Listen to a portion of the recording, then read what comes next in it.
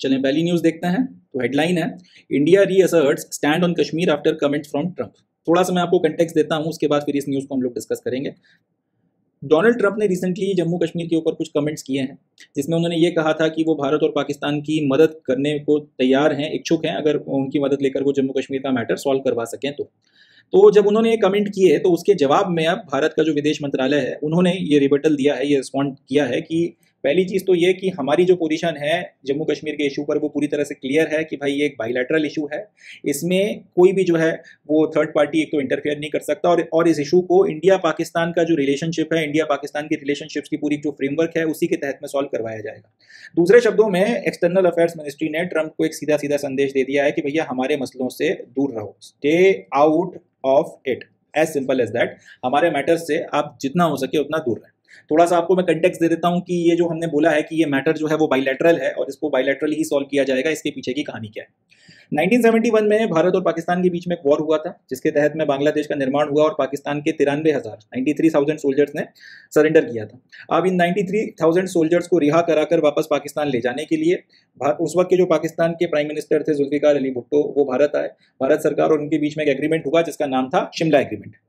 Shimla agreement में ये बोला गया कि भारत और पाकिस्तान अब से अपने जितने भी इश्यूज हैं, इंक्लूडिंग जम्मू कश्मीर का जो इशू है, इनको बाइलैटरली यानी कि एक दूसरे के साथ में मिलकर सुलझाएंगे और कोई भी थर्ड पार्टी जो है इसमें किसी तरीके का इंटरफेरेंस या मीडिएशन नहीं करेगी। उसके बाद से हमारी ये ऑफिशियल जो है लाइन बन गई है कि पाकिस्तान के साथ में जो भी इशू है, इंक्लूडिंग जम्मू कश्मीर का जो भी हमारा विवाद है, इसको बाइलैटरल तरीके से सुलझाया जाएगा और कोई थर्ड पार्टी इसमें मुदाखलत नहीं कर सकती, इसमें इंटरफेरेंस नहीं कर सकती। इसी बात को हम लोग जो है आज तक मेंटेन किए हैं। हालांकि बाद में पाकिस्तान, जैसा कि हमेशा होता है, अपनी बात से मुकर गया और दुनिया भर में जितने भी आपके प्लेटफॉर्म्स थे वहां पर जाकर कश्मीर का रोना, फिर से उसने रोना शुरू कर दिया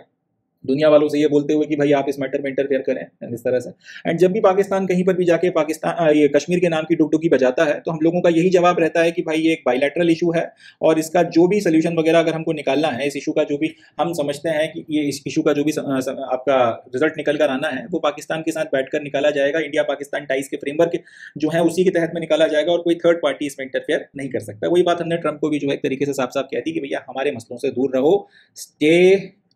आउट ऑफ इट, बात खत्म हो गई। वही बात जो है यहाँ पे लिखी है कि India responded to comments by president Trump on Kashmir and reiterated its long standing position that Jammu Kashmir is a bilateral issue and it will be addressed within the framework of India Pakistan tie. वही बात जो मैंने आपको बताई कि मसला bilateral है, Trump चाचा बीच में मत कूदो।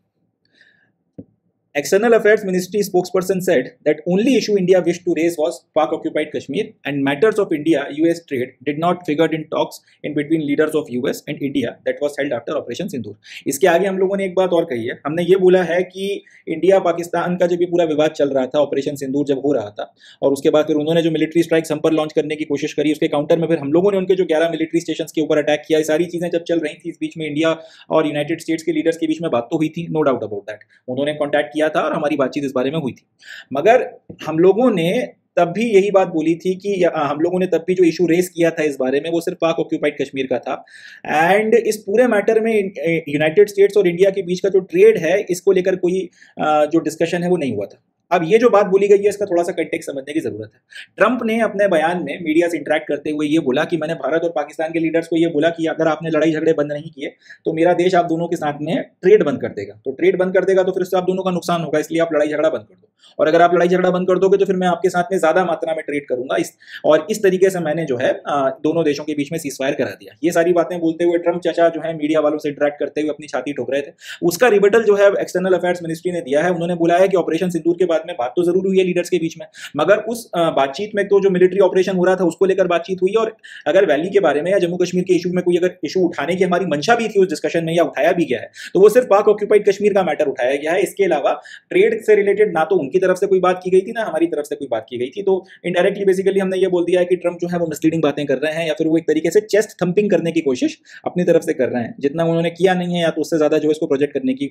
प्रोजेक्ट वो अपनी तरफ से कर रहे हैं। ये बात जो है हम लोगों ने बेसिकली कही है। अब ये पूरा मैटर क्या है थोड़ा सा इसको समझना जरूरी है, क्योंकि देखें हुआ क्या था जब इंडिया ने ये अनाउंस किया, इंडिया पाकिस्तान इनफैक्ट दोनों की जो तरफ से ये अनाउंसमेंट हुआ था कि एक अंडरस्टैंडिंग हो गई है हमारे बीच में और कुछ वक्त तक के लिए जो है हम लोग फायर फाइटिंग या फिर ये जो पूरा विवाद चल रहा है इसको पॉज कर रहे हैं। ये डिक्लेरेशन हम लोगों की तरफ से आ पाता, उसके पहले ही डोनाल्ड ट्रंप ने अपनी तरफ से जो है ये अपने जो सोशल मीडिया है उनका ट्रुथ सोशल, उसके ऊपर एक ट्वीट लगा दिया कि भाई मैंने जो है इंडिया और पाकिस्तान के बीच में मुदाखलत करी है, मैंने उनके बीच में मीडिएशन किया है और मीडिएशन कर उन दोनों को सीज फायर के लिए तैयार करा लिया। बाद में फिर उन्होंने, ये तो खैर उनके ट्रुथ सोशल के ऊपर जो ट्वीट है उसमें उन्होंने इस बात को कहा था, बाद में उन्होंने मीडिया से बात करते हुए ये बोला कि यहां पर एक बहुत बैड न्यूक्लियर वॉर हो सकता था, दोनों देशों के बीच में एक बहुत तगड़ा न्यूक्लियर वॉर जो है वो शुरू हो सकता था, इसलिए मैंने उन दोनों देशों से बोला कि अपने लड़ाई झगड़े जो है भैया तुम बंद करो, नहीं तो यूनाइटेड स्टेट जो है तुम दोनों के साथ में ट्रेड नहीं करेगा, क्योंकि तुम्हारे इस वॉर के चलते में न्यूक्लियर वॉर हो सकता है जो पूरा का पूरा जो आपका रीजन है उसके लिए ठीक नहीं है। ये सारी की सारी बातचीत जो है ये थोड़ा सा जो है कंटेक्स्ट है। तो इसके जवाब में भी एक्सटर्नल अफेयर्स मिनिस्ट्री की तरफ से ये बोला गया है कि ये जो ट्रेड के बारे में बात ये कर रहे हैं कि अगर आपने वॉर नहीं रोका तो फिर हम जो है आप दोनों से ट्रेड नहीं करेंगे। पाकिस्तान का तो नहीं पता, मगर हमारे साथ जो डिस्कशन हुआ है उसमें भैया ये ट्रेड का इशू तो किसी भी तरीके से उठकर नहीं आया था कि अगर आपने वॉर बंद नहीं किया इंडिया वालों तो आपके साथ ट्रेड नहीं होगा। हमारे साथ जो कन्वर्सेशन हुआ है उसमें इस तरीके की कोई बातें निकल कर नहीं आई। दूसरा इनका कहना यह है कि ऑपरेशन सिंदूर पूरी तरीके से कन्वेंशनल डोमेन का ऑपरेशन था, कन्वेंशनल मिलिट्री ऑपरेशन था। इसमें हमारा ना तो न्यूक्लियर वेपन्स को इस्तेमाल करने की अपनी तरफ से कोई मंशा थी और ना हमने पाकिस्तान के न्यूक्लियर ठिकानों के ऊपर किसी भी तरीके का कोई हमला किया है। हमने उनके एयरफोर्स स्टेशन को हिट किया, मिलिट्री स्टेशन को हिट किया और बाकी उसके पहले हम लोगों ने टेररिस्ट के जो हेडक्वार्टर्स थे और ठिकाने थे उनको हिट किया था, बट हमने अपनी तरफ से उनकी किसी न्यूक्लियर इंस्टॉलेशन को जो है नुकसान नहीं पहुंचाया, उसको हिट नहीं किया। तो इस तरीके से इंडिया ने बेसिकली ये बोल दिया है कि ये जो एस्केलेशन होकर न्यूक्लियर सिनेरियो डेवलप हो जाएगा, कोई बेटर न्यूक्लियर वॉर हो जाएगा जिसकी बात ट्रंप चर्चा कर रहे हैं, ऐसा कुछ कम से कम हमारे पर्सपेक्टिव से या जो हमारा पॉइंट ऑफ व्यू है उस तरफ से ये होने की कोई संभावना कभी थी ही नहीं। तो एक तरीके की चेस्ट थंपिंग जो है की जा रही है, ये जो है एक्सटर्नल अफेयर्स मिनिस्ट्री ने अपनी तरफ से कह दिया। साथ ही साथ इंडिया ने एक बात और कह दी है कि अब न्यूक्लियर वॉर हो या ना हो वो बात की बात है, मगर ये जो न्यूक्लियर ब्लैकमेल पाकिस्तान अपनी तरफ से कर रहा है और ये सोच रहा है कि इंडिया इस न्यूक्लियर ब्लैकमेल के आगे झुक जाएगा और इसकी आड़ में पाकिस्तान किसी भी तरीके का क्रॉस बॉर्डर टेररिज्म करवा लेगा, अब ये एक्सेप्टेबल नहीं। इसको भी थोड़ा सा कंटेक्स्ट के साथ में समझते हैं कि पाकिस्तान की तरफ से देखें लगातार जो क्रॉस बॉर्डर टेररिज्म हो रहा है, क्रॉस बॉर्डर टेररिज्म को लेकर इंडिया वाले बहुत डिसाइसिव एक्शन काफी वक्त से, और काफी वक्त से मेरा मतलब जब कश्मीर का पूरा इशू चल रहा था 1990s का पूरा जो एक दशक गया है उसमें, और जो आपका अर्ली 2000 था तब भी इस पूरे वक्त में हम लोगों ने क्रॉस बॉर्डर टेररिज्म के खिलाफ पाकिस्तान में जाकर कोई डिसाइसिव मिलिट्री एक्शन इसलिए नहीं लिया क्योंकि पाकिस्तान के पास में न्यूक्लियर वेपन्स है और एक तरीके से वो दुनिया भर में डायरेक्टली ये बात गाते बजाते रहते हैं कि हमारे पास न्यूक्लियर वेपन है, अगर इंडिया ने कुछ भी किया तो फिर हम जो है बम चला देंगे फलाना ठिकाना, इस तरीके की बातें। ये एक प्रोमिनेंट रीजन माना जाता है जिसके चलते 26/11 होने के बाद में उस वक्त की जो मनमोहन सिंह की सरकार थी या यूपीए की जो सरकार थी उसने कोई एक्शन नहीं लिया। अब एक तरीके से हम लोग ये कह सकते हैं कि हम कहीं ना कहीं पाकिस्तान की इस न्यूक्लियर ब्लैकमेल के चक्कर में फंस के रह गए थे। इसकी आड़ में हो ये रहा था कि पाकिस्तान लगातार टेररिस्ट हमारी तरफ भेज रहा था। अब हम एक तो पाकिस्तान के साइड में जाके इन टेररिस्ट कैंप्स को जहां पर इनको तैयार किया जा रहा है ना तो हम इनको हिट कर पा रहे थे क्योंकि न्यूक्लियर वेपन्स का इशू था या एक तरीके का न्यूक्लियर ब्लैकमेल था, एंड पाकिस्तान जो है कंटिन्यूसली जो है इन टेररिस्ट को हमारी बॉर्डर में पुश किया जा रहा था। हम सिर्फ एक चीज कर रहे थे कि इन टेररिस्ट को मारते चले जा रहे थे। अब हम जितने मार रहे थे उतने वो भेजता चला जा रहा था। लगभग 15-20 सालों से यही सारी कहानी चल रही थी, मगर अब हम लोगों ने क्लियर कर दिया है कि आगे एक तो ये कि हम लोगों ने जो ऑपरेशन किया था वो कन्वेंशनल डोमेन में था, न्यूक्लियर एस्केलेशन करने का हमारा तो कम से कम कोई इरादा था नहीं, और हमने उनके न्यूक्लियर जो साइट्स उनको हिट भी नहीं किया। बट अब ये जो न्यूक्लियर ब्लैकमेल है ये बहुत हो चुका कि इनके पास में न्यूक्लियर वेपन्स हैं तो उसके आड़ में ये किसी भी तरीके का टेररिज्म करते चले जाएंगे और हम उसको अलाउ करेंगे। अब ये चीज नहीं होने वाली। अब अगर किसी तरीके का टेररिज्म होगा तो भैया उसका जवाब दिया जाएगा। और फिर वही बात कि थर्ड पार्टी का कोई भी मीडिएटर जो है उसने हमारे बीच में हॉस्टिलिटीज वगैरह को जो है नहीं रुकवाया है। दोनों देशों के जो डायरेक्टर जनरल मिलिट्री ऑपरेशंस थे उनके बीच में कांटेक्ट हुआ। पाकिस्तान की डीजीएमओ ने फोन किया था, उसके बाद में फिर हमारे डीजीएमओ ने जवाब दिया, दोनों के बीच में अल्टीमेटली अंडरस्टैंडिंग बनी और उसके चलते सीज फायर भी एक तरीके से नहीं कह सकते आप इसे, ये सिर्फ एक पॉज है और हम लोग ये देख रहे हैं कि अब आगे किस तरीके से पाकिस्तान आर्मी बिहेव करती है, उसके बेसिस पर फिर हम लोग डिसाइड करेंगे कि आगे एक्शन होना है नहीं होना।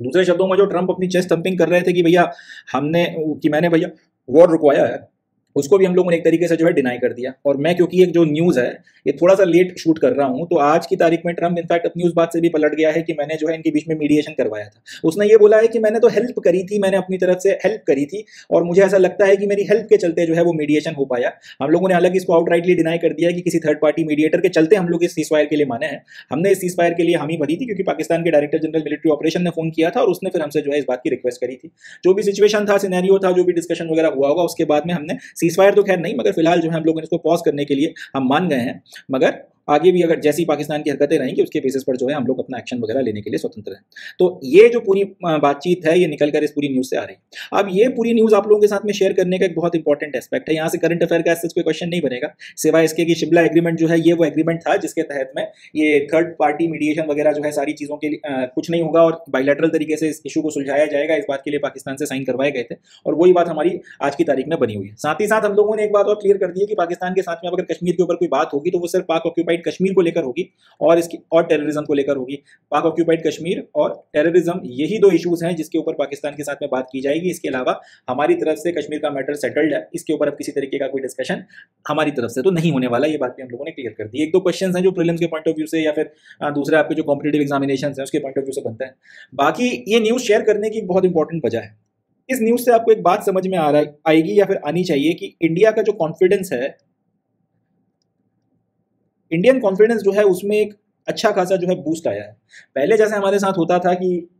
इंस्पाइट ऑफ द फैक्ट कि हम लोग इतना बड़ा और मजबूत देश है उसके बाद भी अब मैं देखें पॉलिटिकल एस्पेक्ट में नहीं जाऊंगा, कई लोग बोलने लगेंगे कि ये आपका जो है लीडरशिप के ऊपर मैटर करता है, कौन सी पॉलिटिकल पार्टी थी पावर में या है, इस पे डिपेंड करता है। मैं पॉलिटिकल एस्पेक्ट में नहीं जाऊंगा, मगर ये एक फैक्ट है कि पहले की सरकारें, अब उस वक्त हो सकता है इकोनॉमिकली हम इतने मजबूत नहीं थे, ये भी एक फैक्टर था, और भी कई सारे इशूज वगैरह चल रहे थे, पर पहले की सरकारों के साथ में एक दिक्कत थी, या उस 90s में या अर्ली 2000 में ये प्रॉब्लम थी कि हम दुनिया भर को जो है खुश करने में लगे रहते थे और मान मनोबल करते थे, कोशिश करते थे कि हमारे चलते कोई दुखी ना हो जाए, यूनाइटेड स्टेट्स ऑफ अमेरिका की तरफ से हमारे खिलाफ कोई नेगेटिव कमेंट ना आ जाए, इस तरीके की बातें। बट अब यहाँ पर हमको ये दिख रहा है कि हम लोग अमेरिकन प्रेसिडेंट को भी जो है रिब्यूट कर रहे हैं। उसने अगर कोई बात ऐसी कही जो हमारे नैरेटिव के खिलाफ जाती है या फिर जो हमारे पर्सपेक्टिव से सही नहीं है, तो हम उसको भी रिब्यूट कर रहे हैं और उसके नतीजे निकल कर आ रहे हैं कि पहले वो बोल रहा था कि मैं सीजफायर करवा के बैठा हुआ हूँ, फिर वो बाद में पलट गया, वो बोलता है कि नहीं मैंने तो हेल्प करी थी और मैं आगे भी मदद कर सकता हूँ। फिर ऐसा इशू जिसमें हम नहीं चाहते कि कोई थर्ड पर्सन पोक करे, उसमें उसने कमेंट किया, हमने उस पर भी जो है जवाब दिया, तो उस पर भी जो है अल्टीमेटली वो चुप्पी लेके बैठ गया।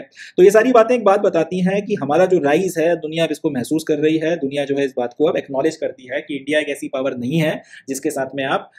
ऐसे ही मैस कर जाओगे और उसके कोई कंसीक्वेंसेस नहीं होंगे। टर्की ने जैसे पाकिस्तान की मदद करने की कोशिश करी, तो हम लोगों ने उसके जवाब में अब टर्की के साथ में भी अपने बिजनेस इश्यूज जो हैं उनको कहीं ना कहीं रिवैल्यूएट करना शुरू किया है। कई सारे कॉन्ट्रैक्ट्स उनकी कंपनियों के साथ में कैंसिल आउट हो रहे हैं एंड काफ़ी बड़ी मात्रा में टूरिस्ट वगैरह जो है उन्होंने बॉयकॉट शुरू कर दिया है अपनी तरफ से, जो टर्की जाया करते थे। सारी चीज़ें चल रही हैं, तो कहीं ना कहीं एक बात समझ में दुनिया को आ रही है कि अगर आप इंडिया के हितों के खिलाफ जाते हो, इंडिया के इंटरेस्ट के अगेंस्ट जाते हो, then there will be consequences. अब ये नहीं होगा कि आप कुछ भी बोल के फ्री हो जाओ और हम लोग जो है उस चीज़ को डिफेंसिव तरीके से ले लें। हम अब उसको डिफेंसिव तरीके से लेने के साथ साथ जो है सिर्फ अपना बचाव करें, ऐसा नहीं होने वाला। अब हम पलट कर जवाब देंगे और हम लोग ऑफेंसिव पर जाएंगे। हमारे खिलाफ जाने की अब एक कॉस्ट होगी और वो कॉस्ट जो है फिर सामने वाले को पे करना होगी। और जिस तरह से इंडिया एक राइजिंग पावर है, जनरली वो कॉस्ट अब कोई पे नहीं करना चाहता। दूसरे शब्दों में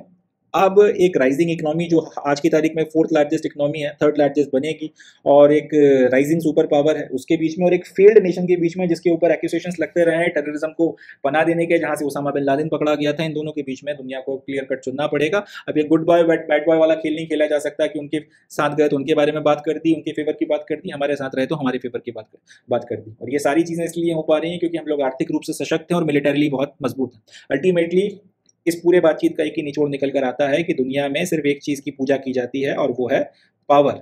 अब ये पावर इकोनॉमिक भी हो सकता है, ये पावर आपका मिलिटरीली भी हो सकता है। और मज़े की बात यह है कि जहाँ पे मिलिट्री है या मिलिट्री पावर है बट इकोनॉमिक प्रॉस्पेरिटी नहीं है, तो स्थिति वहाँ पे आपकी नॉर्थ कोरिया जैसी हो जाएगी। और जहाँ पर इकोनॉमिक प्रॉस्पेरिटी है बट मिलिट्री पावर नहीं है, जैसे आज की तारीख में वेस्टर्न यूरोपियन नेशंस हैं, तो भी जो है आपको कोई भी जो है कच्चा चबा जाएगा, जैसे अल्टीमेटली हमको रशिया यूक्रेन के वॉर में देखने के लिए मिल रहा है। तो पावर, और पावर का मतलब दोनों तरीके का पावर, इकोनॉमिक पावर और मिलिट्री पावर, ये दोनों तरीके के पावर आपके पास में होने चाहिए, तभी दुनिया आपकी रिस्पेक्ट करती है। बाकी सब फिलोसफिकल बातें हैं कि हमने ये कर दिया, हमने वो कर दिया तो दुनिया रिस्पेक्ट करेगी, फलाना ठिकाना, ऐसा नहीं होता। आपकी रिस्पेक्ट से तभी होगी जब आप आर्थिक तौर पर और मिलिटरीली अगर आप इस तरह से जो है मजबूत होंगे, तभी आप रिस्पेक्ट किए जाएंगे। और ये पॉइंट जो है इसलिए आपसे शेयर कर रहा हूँ ताकि अगर जियो पॉलिटिक्स पे कभी कुछ लिखने के लिए आता है तो आप इस पॉइंट का इस्तेमाल करें और इसकी मदद से। और ये जो पर्टिकुलर एग्जांपल है डोनाल्ड ट्रंप का कि किस तरह उसने पहले कुछ बोला, फिर हमने रिबटल दिया और उसके जवाब में अल्टीमेटली वो अपनी बात से पलट गया, बैक ट्रैक कर गया, इसका एग्जाम्पल आप देकर कोट कर सकते हैं। चलें, that's it from this news. आगे बढ़ते हैं, नेक्स्ट न्यूज़ देखते हैं।